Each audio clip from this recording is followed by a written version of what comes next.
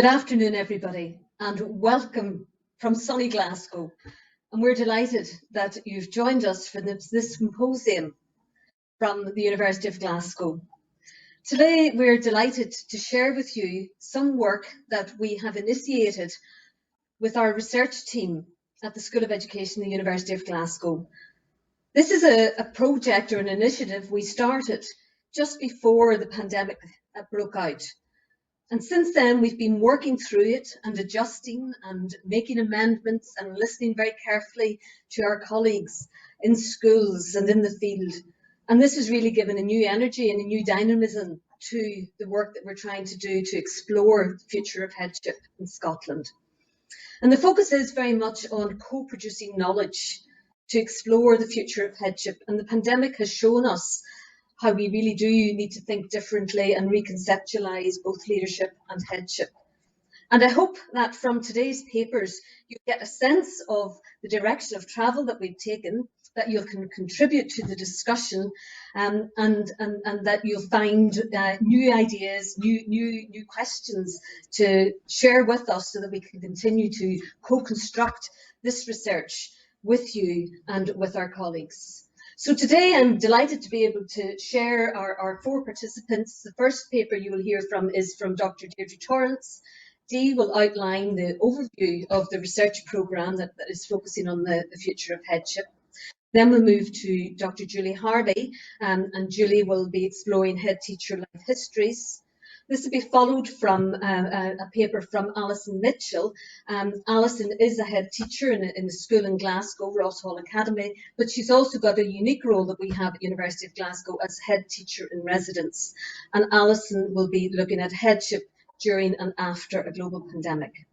And our final paper in the symposium comes from Professor Christine Forde, and Christine will be talking about privileging the voice of school leadership, looking at co-constructing knowledge through participatory action research.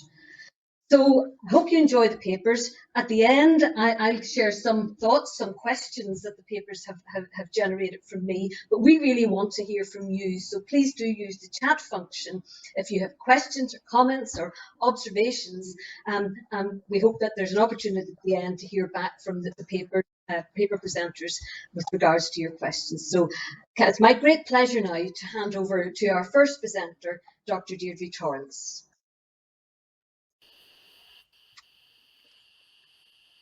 Thank you, Marjorie. It's a pleasure to be with everybody today. The research project being conducted by our group of colleagues at the University of Glasgow comprises a multi-strand project exploring different facets of headship. In celebrating 50 years of BELMAS, the symposium acknowledges progress made to date and looks to the future of headship. As reflected across international contexts, the role of head teacher in Scotland is perceived as key in enhancing school effectiveness. The current Scottish reform agenda involves significant policy energies around governance and the head teacher role, with school leadership perceived as embodying a key mechanism for progressing national policy intentions, particularly in relation to the educational outcomes of marginalised pupils. With that, international trends are also reflected in Scotland, with concern about the recruitment and retention of high-quality school leaders, recognition of the need to develop a leadership pipeline with the identification of aspiring head teachers, and associated support and encouragement to move into the role. The need for formal and informal leadership development opportunities to support the development of aspiring head teachers' professional identity itself, and also in terms of the developing the competencies required for headship.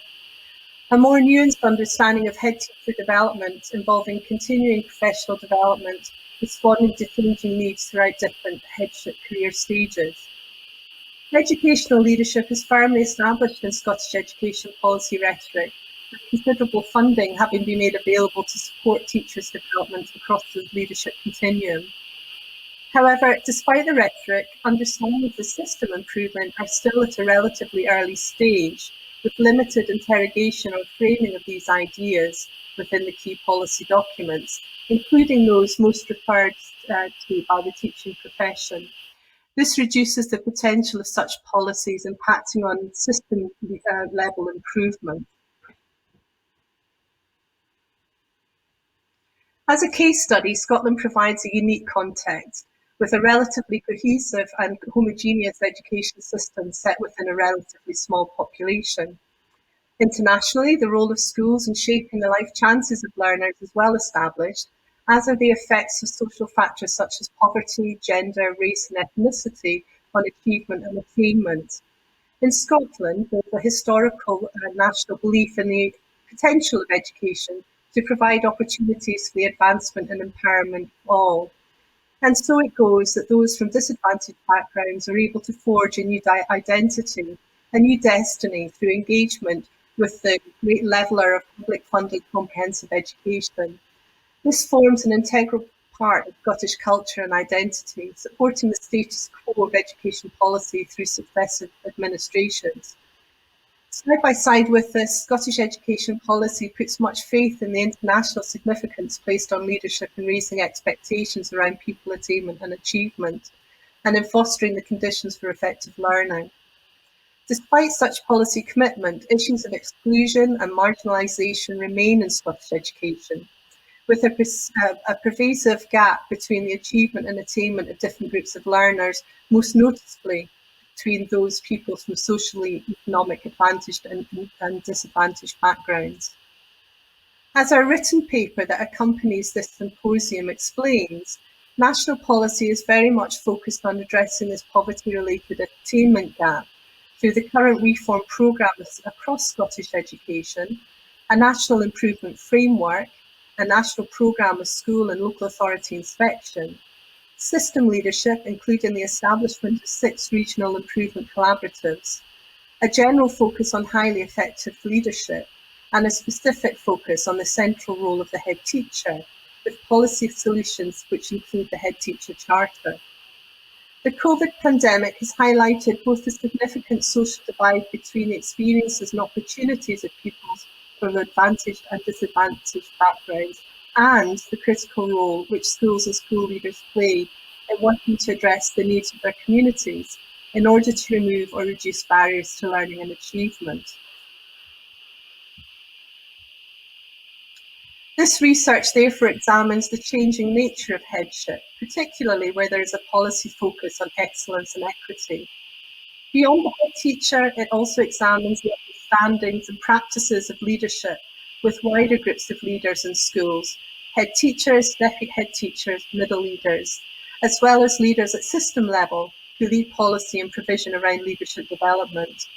The study is situated within a wider policy context, both nationally and internationally. In addition to text-based critical policy analyses, data is being gathered from members of policy communities to include those working in the area of leadership development, as well as from participants of headship preparation programmes and situated school leaders. Evolving, flexible and adaptive research approaches are being used both in light of COVID-19 and its ongoing impact, and in relation to the study's overarching principle to develop methods which actively co-construct knowledge through researchers and respondents exploring collaboratively. The findings have implications for both policy and practice, in particular relation to the design of leadership development programmes and for the provision of high-quality, ongoing professional development opportunities for school leaders. The papers comprising this symposium reflect the multi-strand, multi-method approach of the research programme, the evolving construction of headship, the journey to and in headship, the impact of headship preparation programmes and the development of social justice leadership across schools. Each paper takes as its focus a distinctive perspective of the overall project and draws on a discrete data set to build critical understandings of policy and its implications for leadership practice in schools. In so doing, co-constructed head teaching life history narratives reflect back and project forward. Head teachers critically reflect on their lived experiences during the COVID-19 pandemic. Different levels of formal school leaders explore collectively their roles and intentions. All respondents contribute to identifying key implications for the future of headship.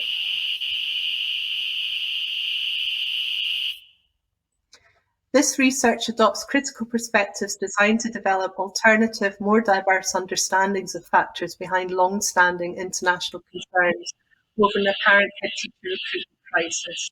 The development of the constructivist theoretical design foundation from which this research project is constructed has at its core narratives of educational leadership within a participatory action research approach. This coming together of distinct methods provides a multifaceted approach designed to stimulate new thinking by involving participants in the research, design and analysis of findings.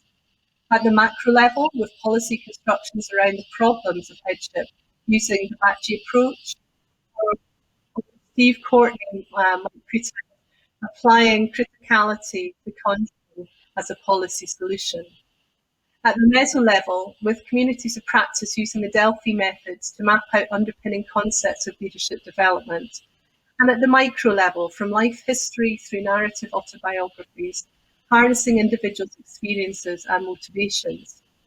Here, our methods of data gathering and of data analysis seek to build a participatory approach, leading to the co-production of knowledge, in which we use a combination of thematic and creative analytical approaches. Our intention is to raise significant questions about prevailing policy and practice in order to generate a provocative dialogue in educational leadership by presenting different knowledge co-produced by researchers and participants, and by presenting this knowledge differently. In so doing, we aim to enrich an ongoing conversation.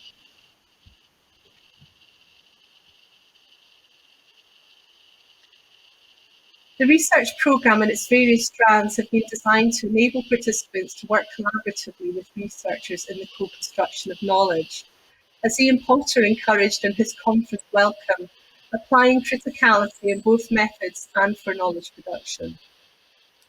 The other three papers of this symposium explore this aspect more fully, beginning with paper 2, through which Dr. Julie Harvey explores headteacher life histories.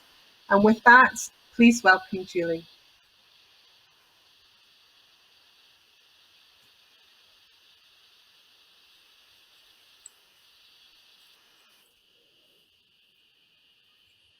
And I want to talk to you about a particular strand of the research which is exploring headteacher life histories. So often the pivotal role of the headteacher is widely recognised in terms of improving school performance. However, in Scotland, like many other countries, we're experiencing a shortage, a crisis of recruitment of head teachers. There have been some research studies to show this. So Woods and colleagues in ADES have done studies which show that the effect of this recruitment crisis on our education system. And there have also been some studies which have looked into the reasons for this. So Macbeth and colleagues looked at the fact that the perceptions of the role, they did a supply analysis in their research, and they found that perceptions of the role often put people off applying because of the role seems so all-encompassing and stressful.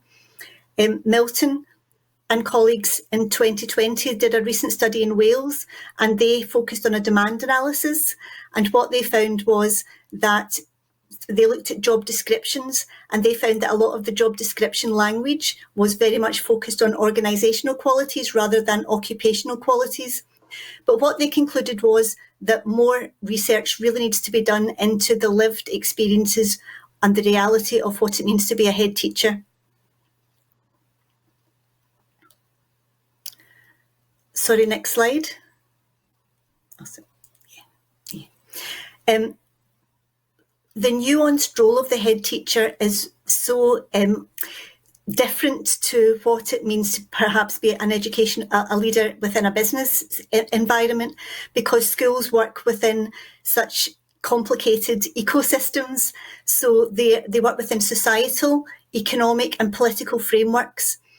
And as Smythe recognises, we really need to try and understand educational leadership in a different way, because it's a very, very complicated and nuanced field.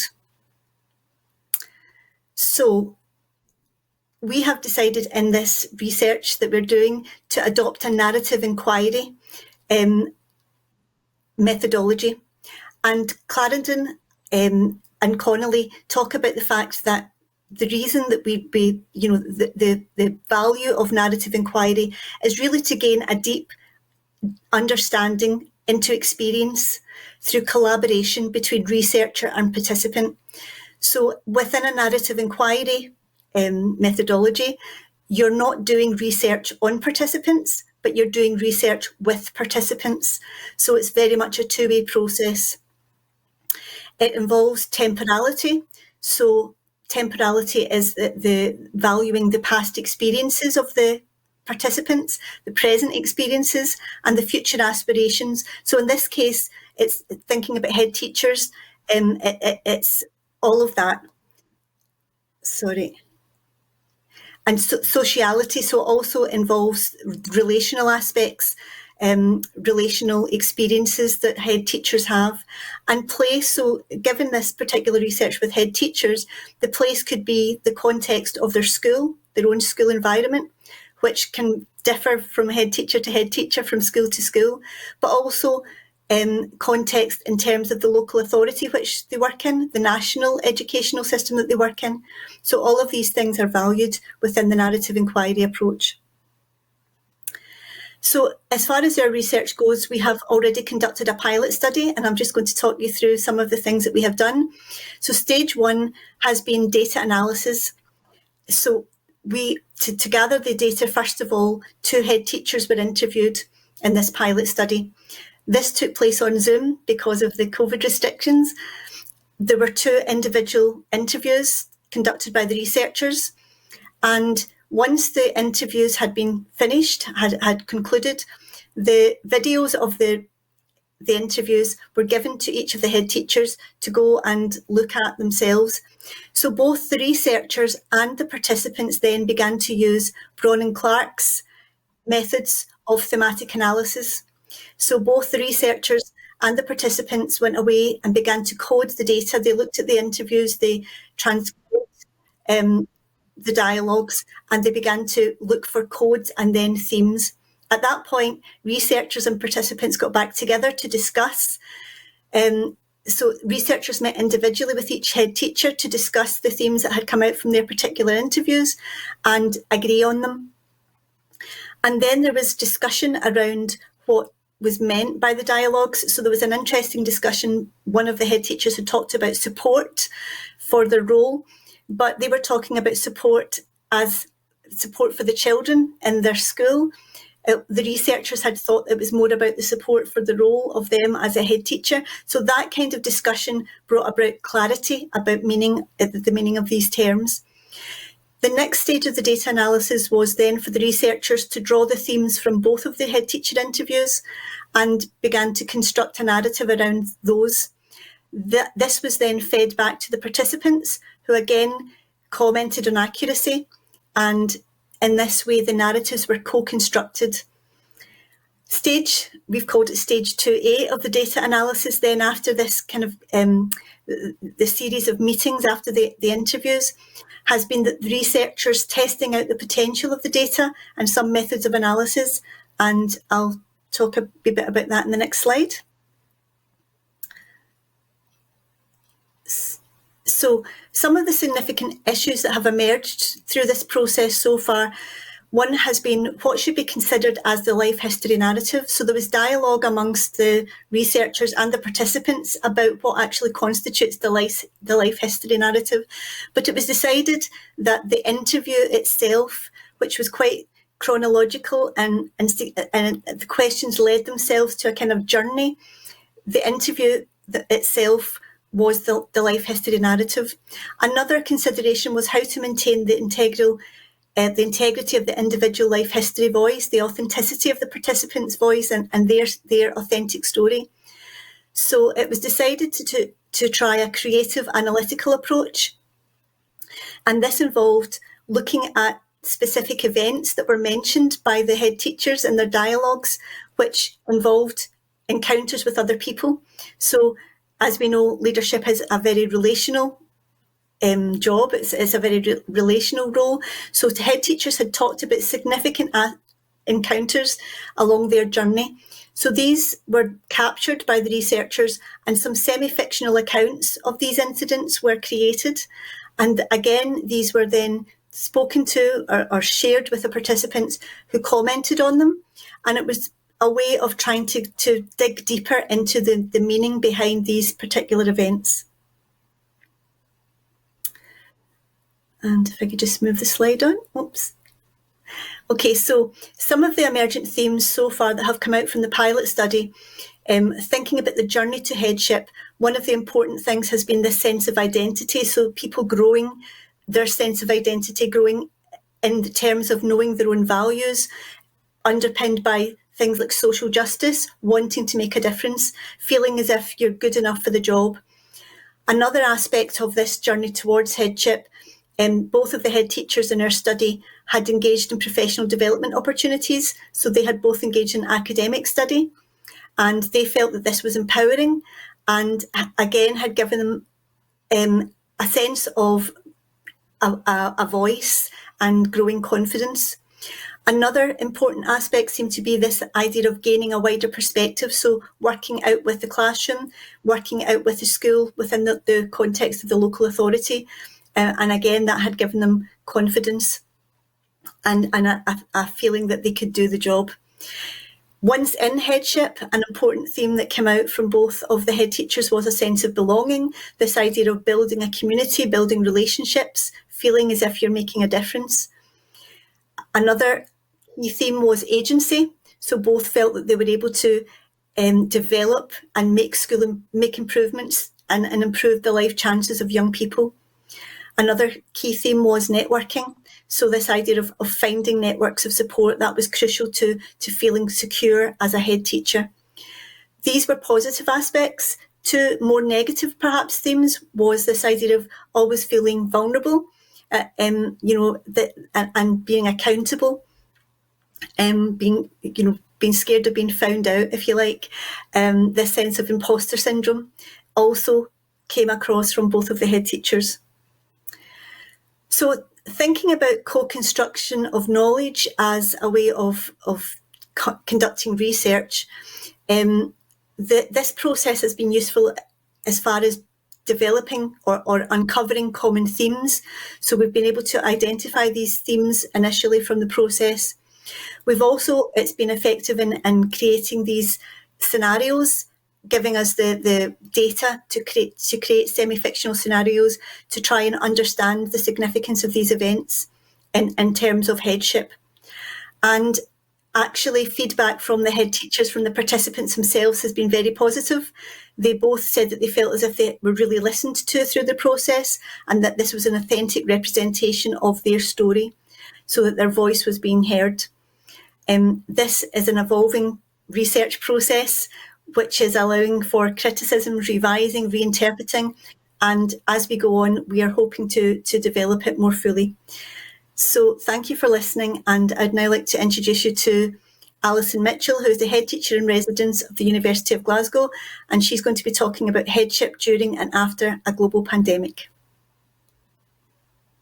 Okay, thank you very much, Julie, and thank you to BELMAS for this opportunity and to the great technical team in the green room. So my colleague Julie Harvey has outlined some of the feedback from teachers construction life history narrative, the presentation to teachers being here. So this aspect of the headship team practicing a large secondary in the city of Glasgow. My reflection on the tensions and the challenges of leading my school community through the pandemic during the last 15 months. So I've been a head teacher in Scotland for over 10 years, and I've always been extremely proud to work in an education framework and culture that is and levels of excellence and it's a system and professional standards that privilege social justice, what it means to be a head teacher or a teacher in Scotland. In the introduction, Ian Potter invited us to have increased self-criticality. For me, leading during the pandemic, the most significant reflection I experienced on the purpose and value of education, the complexity of educational leadership. That no one other than the head job any understanding of the lived reality of the head teacher. We have a mandate for transformational change in Scottish education, and it's important that the lived experiences of school leaders and privileged contributions to the education reform process if we are to better prepare school leaders for a reimagined, more equitable future of education in Scotland. The next 3 slides will outline my own experiences in my own words of the challenges, the learning through the pandemic, and my hopes for the future. So looking firstly at the challenges, and the photographs on this slide are of an empty classroom with desks set in rows facing the front, as was required during the pandemic as we were preparing for the return. And the photo at the bottom there is of our school games hall being set up as a community food hub. There were enormous demands on head teachers.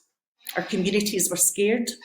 They were scared of the virus, of the unknown, the future, when everything that we accepted as normal working practice was turned on its head. No one could have imagined the 15 months ahead when the school closed on the 20th of March 2020, and that's a day that I will never forget. Everybody looked to the head teacher for direction when there was none. Steve Courtney's keynote talked about magical thinking and leadership conjuring solutions, and it felt like that's what was needed at the time, because there was a solution there somehow, but we just had no idea what it was. Since then, on a daily basis, I've had to rethink communication, learning, assessment, and well-being across the school community. The government guidance and protocols changed daily and with little notice. And there was a myth that head teachers had some kind of prior warning about what was going to be changed, what the regulations were, but we didn't. We saw the news for the first time when it was shared in national media. What we then had to do was very quickly make sense of it for our community, to put it into context for the families, the staff, the young people, in a way that would make sense and give some reassurance that no matter what happened, we had a plan. And that was to maintain some kind of control, calm, security and certainty. No matter what happened, we had to be reassured that we would get through it and we would thrive. It was overwhelming that decisions being made very quickly could impact on the safety and the lives of our wider school community. Our school, a large comprehensive school, became a hub for support, for advice, and primarily, in the first instance, for distribution of food to families that were hungry. When other services stopped, when all the community venues closed, when nobody was answering the phone, it was schools that were there. And when you lead a school community, you build trust and relationships with families that you care about. And these relationships last a long time. So the school naturally became the go-to place for every aspect of support and help for families. And how could we not? It was an ethical and moral obligation to keep families safe and keep them fed, as well as keeping children learning. If we could help, then we absolutely had to. So we did. This has been a huge test, not only to my leadership, but also to my well-being and resilience. And I know I'm speaking for many of my female head teacher colleagues. Without the structure of the school day and week, there was no boundary between work and home life, weekday, weekend, school and holidays. I was responding to staff, parents and young people immediately at all hours of the day and worrying if I didn't, would people be okay? How is that member of staff who normally struggles and who I subtly check in with daily without them needing to know? I worried if they hadn't responded to me. How are the children in the Child Protection Register? We know what their homes are like. And all these concerns that I could deal with on a daily basis by seeing people were now magnified and all-consuming. And with that, I was constantly trying to plan for all possibilities, knowing that there were no certainties. But there was an acceptance of this amongst head teachers. It is our job. Head teachers were working, we were being paid to lead and support our communities, and this was what our job became during that time. But as well as the challenges, I'm just going to, there we are, it's moved on, thank you. As well as the challenges, there's been significant learning. The photos in this slide are firstly of the Home Learning Hub on the website, and the second is our staff team working in the food hub and the preparation of bags of food for collection or distribution to families.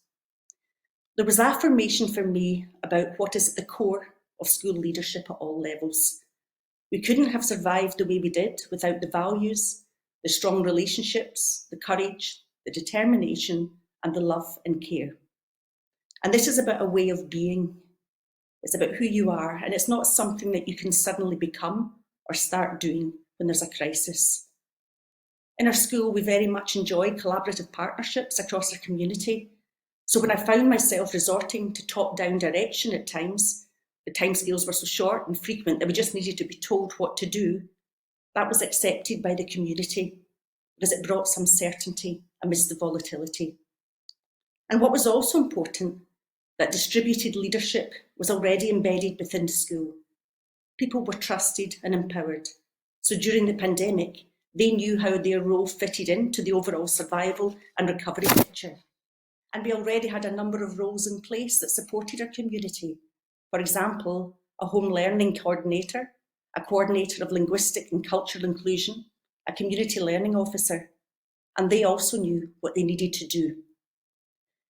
Leading during the pandemic has brought real clarity about the essential wider purpose of schools. It has highlighted the real importance of schools as communities, and we definitely had a community response to the pandemic that linked everybody to each other, that valued the role of non-teaching staff and partners, and recognised the very important role for teachers that goes far beyond their classroom. We cared for each other and we learned together.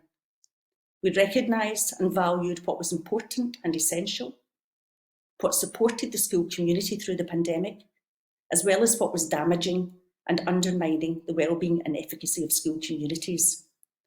But it raised many questions about our policy environment, not least around how pupils are assessed, how schools are judged, what undermines equity, school climates and purpose. And all of this is happening during the Black Lives Matter movement and Everyone's Invited movement. So there's a lot that we need to be looking at in Scottish education. So in terms of the future, there is enormous potential for the future in Scotland. While we'll continue to work towards the National Improvement Framework and the twin aims of excellence and equity, we have the possibility of significant education reform, with all 12 recommendations of last week's OECD report on curriculum accepted by the Scottish Government. And that means we should be taking account of the evolution in education and society. And there are many emerging views about how we take this forward, but I believe that if we want real meaningful change, we need to be courageous. While the pandemic will end, the impact of it will continue, and learning has in many ways redefined the purpose of schools and school leadership. And I would also say it has redefined what the words and the principles of equity and excellence look like or should look like in practice. We have hope for a more positive, equitable future for schools and education in Scotland. And to maximise this, it is vital that school leaders practice realities and insights are at the heart of planning. School communities are knowledgeable and critical. We know what aspects of education policy and practice undermined social justice during the pandemic. We listened, we learned a lot, and we were guided by the values and principles and an ethic of care to do the best for everyone in our communities. So in moving forward as a country, we need to maintain the values and principles that guided our professional actions and decisions throughout the pandemic, because these are values and principles that genuinely support the culture of empowerment at all levels in the education system. So we're at a crucial point in education, and the quality of the future will only be enhanced through listening and learning from the lived experience of school leaders and all others in school communities. They should have the opportunity to tell their story. And I hope that as a country, we will be brave enough to do that and to do what we're capable of. Thank you for listening. And for the final paper of the presentation, I'll pass on to my colleague, Professor Christine Forde.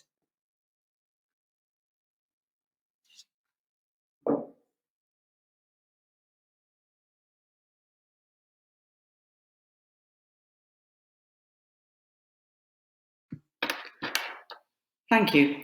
In this final paper, what I want to do is talk about another strand of the research, and discuss then where we're going in our thinking about the co-production of knowledge. Through the first approach we've adopted in this is to have a participatory action research project, which I want to think about. And this strand of the Future for Headship is based upon Lewin's original concept that groups should work together to resolve common issues and look for areas of development. And we're using a participatory action research approach to help us go develop an agenda for strengthening social justice leadership across the leadership team, particularly against the backdrop of COVID and the impact of COVID. And it draws from two premises that we have underpinning the whole project. One is about the foregrounding of lived experiences of the participants that we're working with. And the second aspect is how we balance individual and collective perspectives. Julie talked about how we're trying to merge the individual life history story of head teachers with a collective perspective across common areas of experience.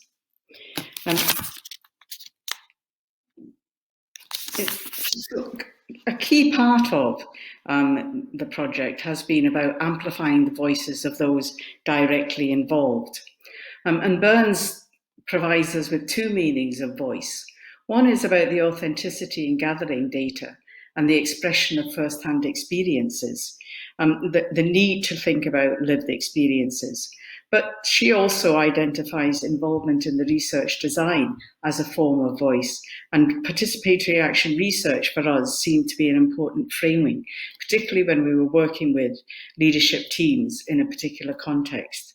And we looked to a particular method, the Delphi Method, to help us begin to explore these two elements.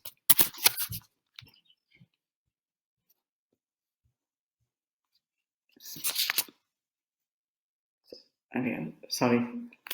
The Delphi Method, we've adopted this as a means to create a space for discussion for the leadership teams.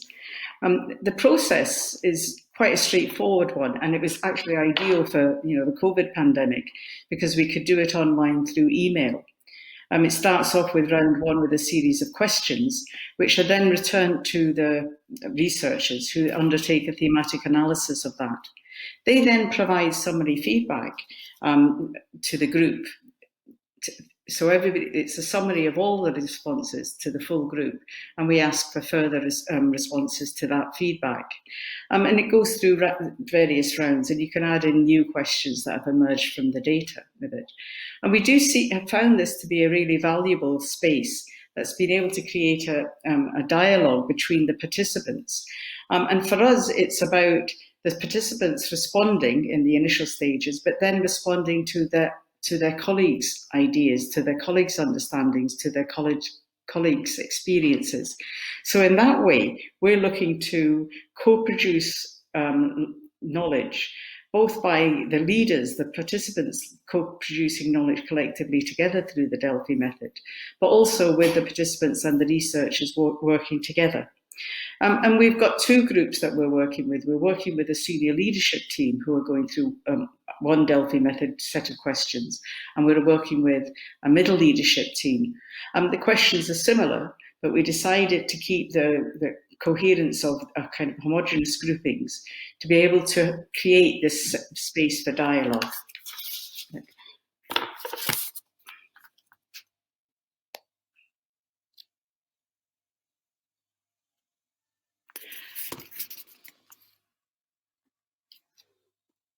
Sorry. The Delphi Method has thrown up several questions for us, both methodological and ethical. And these are questions that I think, as we try to push the boundaries on co-production of knowledge, are common not just to the Delphi Method, but are moving across any kind of efforts to co-produce knowledge. It has, one of the key questions for us is about sharing the responses that participants have given us with other participants in the research project. And the advice in the literature is that you should actually undertake a really kind of rigorous approach to making the material anonymous, not just removing names, but roles, stories, incidents, which is a difficulty given that these incidents, these stories, these anecdotes are often the substance of leadership experience. And it's how you maintain anonymity, but also accuracy. Inevitably, in these responses, there will be appraisals of the practice of others. And again, these are communities of practice that are working together. And you don't want to create conflict, but you have to identify where there is consensus, but where there are differences of ideas, of experiences, of understandings. So again, it's a delicate balancing act. One of the areas that we were particularly exercised about was in the producing of the summary feedback. We decided not to use verbatim quotes from the responses because we felt that would be identifiable. But then you're left with the dilemma of the researcher having to construct this summary feedback. And then there is a question about whose voice and whose expression has actually been provided here. And which again exposed the power relationships between researchers and participants. We were at great pains to emphasize that this process was not about seeking a right answer, that we genuinely wanted to explore their understandings and their experiences of social justice leadership, and how we were able to kind of build these understandings in a very open way, in a very transparent way, but also protecting kind of confidentiality. Our final issue, I think, from the Delphi method is that we're working within case study schools. So we've gone in depth, same with the life history narratives and the critical reflection, we're looking in depth. But our bigger question is about system level solutions, and it's how we actually support to use this data to begin to think about system level solutions. Could somebody push on the slide for me, please? My phone's gone. Thank you. So in this final slide, what I want to do is think about co-producing knowledge in communities of practice. And for us, we have identified practice in a very, very broad way. It's not just practice of leaders in schools. We're trying to look at the practice across a range of areas, a range of actors within this area of leadership development, leadership practice, work within it. And it's how we've had to define practice broadly, not just leadership in schools, not just the head teachers and their leadership teams, but also aspirant head teachers on the head teacher preparation programs. We've also talked about the practice of teacher educators who are involved in leadership development areas. But we are also including policy actors and policy developers because they have a practice. They have a practice in creating and kind of launching policies, looking at the implementation processes in there. So all of these we see as different sources of knowledge that we have to gather if we are genuinely co-producing knowledge in these different communities of practice. And this will allow us to build up a mosaic across the system around the question of head teacher recruitment and retention. For us now, critically, it is fostering that shared interest in building knowledge for and in practice. That all of these communities of practice that we're working on, they have to see a purpose in it. It has to seem something worthwhile. One of the things that we have found, though, in the co-production of knowledge is it takes a much longer process. Julie outlined how long it has taken us to do the life history narratives. We've similarly found with the Delphi method that this has been spaced over at least 6 weeks of the rounds within it. And it's how we keep the momentum going and how we make this meaningful for all those that are engaged, that they see this as really a positive experience, that they have something to contribute, and this is respected. The main thing, though, I think we've learned from this process so far is that we've had to be adaptive. We didn't set out with necessarily this grand plan. We had something in our minds about looking at the experiences of headship. But I think what we've done in building relationships across the system and building methods to draw upon that experience in the different practice realities. And it's allowing us, I think, to build expertise collectively, both within the research team, but within these communities of practice that we are working in. So thank you for that, listening. And now hand back to Marjorie. Thank you very much, and thank you to Dee, Julie, Alison and Christine. I have a number of jobs in this symposium, and one of them is as discussant, but also leading the Q&A. And before, to give you some time perhaps to formulate some questions, I wanted to offer some reflections on what we've heard from our colleagues at University of Glasgow today. In the full paper, you've made reference to what you're trying to do is provoke debate. You're trying to create some provocative dialogue. And I'm hoping that that's what is one of the outcomes from this symposium as well, that you really are engaging with all of the participants here today and on an ongoing basis. So a couple of points that I think it might just be worth reflecting on and pulling out from what we've heard. And particularly, I think just your methodological approaches, I think, is really interesting and quite innovative. The focus on participatory active action research, narrative inquiry, and the Delphi method, and I think that offers us something different and something new. Particularly in the Scottish context, where we really haven't explored headship in these different ways. And I think that I'm really interested in the co-production of knowledge. And you've talked about that, it seems very much as a process, but I also think that it's worth really mining that a little bit further and thinking about it in terms of the co-construction of leadership practice. And that really links into what Alison was outlining about your leadership practice in action at the height of the pandemic. And I'd say that the Delphi method seems particularly apt for doing that. And it was really, really good to see in the papers a shift in the focus that, from the individual then to thinking about the collective and the team.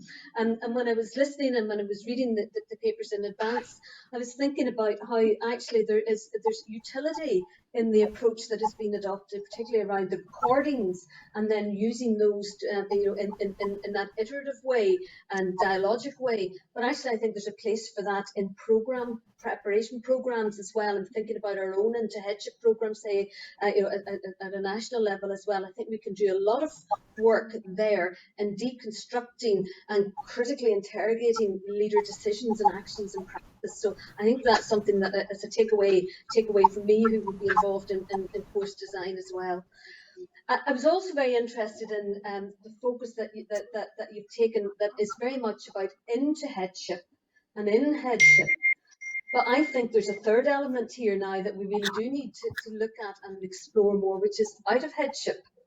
And what happens, that transition away from the role of a head of one school, and it might be retirement, but for many people it's not. It's into another role, and navigating that transition out of one role into another, that role reconstruction, reconceptualization, and that reformulation of identity as well. It has important significance for us in Scotland. You've heard reference throughout to the OECD report, which we received only a few weeks ago. There's just reform at a national level across the system, and there's a big emphasis on system level leadership on that. So I think that's really interesting about that transition out of headship as well. Things that would be interesting to know a little bit more about where you're going to do an analysis of the curricula and the pedagogy and the resources that are used in preparation programs as well, if that's happened or if that's planned as a future stage, because I do think that the initial findings as well really could offer insights that would influence headship preparation programs. The whole area of ethical leadership, and Alison, you really drew that out as well. Having to really go back to your own professional values and the deep rootedness of the values and that sense of professional integrity and knowing the right thing to do, even when others you didn't know what the right thing to do was. And those of us who've been in leadership positions all through the pandemic, we've found ourselves in that position. But I think there is a place for different forms of leadership preparation around ethical decision making. So one of the courses that we introduced in our Headship programme at Glasgow was a course called Dynamics and Dilemmas of Ethical Leadership. And I think it's probably one of the most challenging but most rewarding courses that I've been involved with. So that ethical leadership, and then the adaptive leadership that the whole pandemic has required. And in your conclusion, in the full paper, you talk about how you're going to make that transition to move from the gathering of highly contextual data to system-wide solutions. And I do think that this research, as it is and as it will continue to evolve, has an important part to play. There are two important reports that will feed into this and that we should be responding to through this work. One is the OECD report, the considerations on the future of Scotland's curriculum for excellence, but it's not just about the curriculum, it's right across the system, and will have considerable implications for school leaders. But also a 2018 report on the diversity in the teaching profession in Scotland, teaching in a diverse Scotland, increasing and retaining minority ethnic teachers in Scotland's schools. And the author of that report, in her foreword, Professor Rowena Arshad, she comments on how she was struck by the words of the young person that she spoke to when she was conducting the research for that. And she said, if I cannot see myself there, then I cannot imagine myself there. And I think there's something in the work that you're doing and thinking about the nature of the teaching profession, but also then headship and the principalship in Scotland in terms of that report and using that as an important reference point. So some things possibly there to reflect on, but I'm going to go to our comments and some questions that we've had. Thank you very much for posting those. Thank you very much for those who've given us some links and reached out to Yoon Jong Lee. You've indicated you're doing some work in the South Korean context, and we'd be delighted to engage in some comparative work and make some connections. Abdullah Sodiq, again, thank you very much for those references, very useful, and again, we'd be very happy to connect in that. We have a question from Anna May Rooney, and she's got a question for Dr. Torrance. May I ask Dr. Torrance to expand on the system leadership development currently in progress, the aims and the objectives of this work? So I think, Dee, you're going to answer that question. Okay, thank you. So there's lots of facets to that, and other colleagues on the panel will jump in, I'm sure, to contribute as well. In Scotland, I was one of the organisers and leaders for the BELMAS UK review of educational leadership and administration across the 4 systems. And one of the things that struck us in comparing the 4 different systems was how cohesive the education system in Scotland is in comparison to England, Wales and Northern Ireland, and how aligned policy direction is across the key policy players. So for some time we've adopted, I suppose, what could be called the kind of Leithwood et al. Mantra of leadership being second only to the quality of learning and teaching impact on school improvement. What we've not done, and indeed it could be argued that what the rest of the world hasn't really done either, is drill down and interrogate that statement a bit more, you know, in terms of the further away from the classroom leadership and its focus is, the less impact it has, and how do you actually create that system level focus and impact. But regardless, there have been a number of drivers at policy level in Scotland to impact on system leadership development. One being that in the professional standards for all teachers, regardless of role or position in hierarchies in schools, leadership is premised within that role. So there's now an assumption and an expectation that all teachers in Scotland will contribute to school leadership in some form. And that leads us into lots of different discussions about how we can support teachers in that regard. We have also a very established career-long professional learning continuum in which leadership plays a key role and features significantly. So through from ITE through to experienced head teachers and system level leadership, and a huge amount of resource over the years that's gone into supporting those endeavours too. And perhaps different from other parts of the UK as well, the involvement in universities in those endeavours as well. So to date, at least, it's vulnerable at different times, but the HEIs have been very much integral to national policy ambitions in terms of supporting the profession and upskilling the profession as well. On the downside of that, though, we have what could be described as an overly cosy policy environment, which is convenient for policymakers in some sense because it avoids confrontation and it tends to get policies through quite smoothly. But it means that there's real opportunities missed for the development of understandings through discussion and debate. So I think there's a growing awareness now that a mature education system needs to be able to have those discussions and debates, and that's part of courageous leadership at all levels of the system. So it's finding ways, and as was spoken about by Ian and by Steve earlier on, of kind of depersonalising these discussions and looking at the issues and identifying solutions collaboratively. And that's hopefully what's going to drive the next stage of system leadership development in Scotland. Great.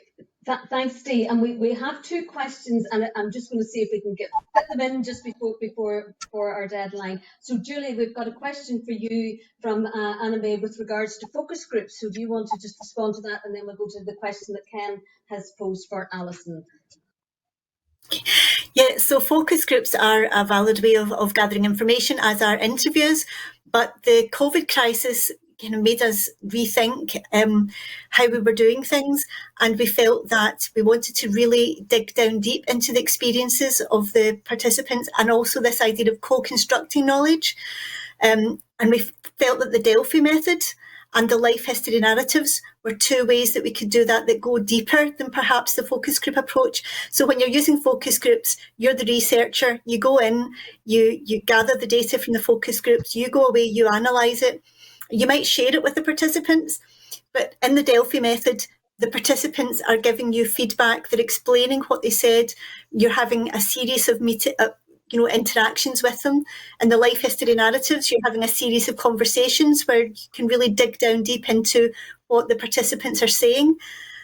So we felt that for our purposes, the Delphi Method, the life history narratives were more appropriate for us, and this idea of working with the participants, really hearing their voice and getting that authentic sense of their experience. And as I said, when I was talking, the participants who were involved in this really felt that it was a positive experience for them, that they were really being listened to and that their stories were being authentically represented. So it seems to be, and this is an early stage of our research, but it seems to be that these methods are quite effective in doing what we want them to do. So I hope that answers your question, Anna. Thanks, Julie. And we'll go straight to Alison. And Alison, Ken has asked about your query, your comment about learning that's no longer relevant for schools. Could you elaborate on that? And also then, could you follow up with Jonathan's question about exclusions? Because I think you're probably somebody who's very well placed to comment on that. Thanks, Alison. Okay, I suppose both of these questions are linked in terms of what is no longer relevant for schools. From a personal school point of view, we looked at our school calendar every week and all the things that we were able to do or no longer able to do because of COVID. And we reduced significantly the bureaucracy, the returns that we asked for from staff, from principal teachers or faculty heads. And we've absolutely focused only on what would improve learning and what would support young people to learn throughout the pandemic. In terms of more nationally, the high stakes testing, We know, and we knew anyway, but I think as a nation now, we are looking at how that disadvantages young people from poorer backgrounds. We're looking at how schools are judged, and certainly there's always a tension and dilemma as a school leader around what we do to satisfy the performativity measures and what we do that we know is the right thing for our schools. So there's been a hugely courageous approach, I think, from school leaders in terms of not doing what we don't believe will improve outcomes for our young people, and that includes areas around contributing to what can be counted and what can be measured. It was disappointing that a national newspaper still chose during the pandemic to run a league table of schools based on best to worst, and that was based solely on the results of our higher education, which young people sit at the age of 17 and 18, and that was really disappointing. A lot of newspapers chose not to do that, but that kind of caused an uproar within the profession, because we are now much more courageous and vocal about what we will not accept. It's the love, the care. And moving on to the next question, it's the nurture. And the local authority that I work in is Glasgow. It's self-identified as a nurturing city, where the principles of nurture should be seen in every school, in every classroom, in every relationship, and in every interaction. And that's just not just for the young people, it's for the staff and anybody in school communities. So yes, exclusions have reduced enormously. I don't tend to exclude people from school because they need to be in school. There's a huge amount of more understanding about young people, about trauma, about the reasons for behaviour, and about the needs that behaviour represents to us. So in my 10 years as a head teacher, that has been an enormous shift.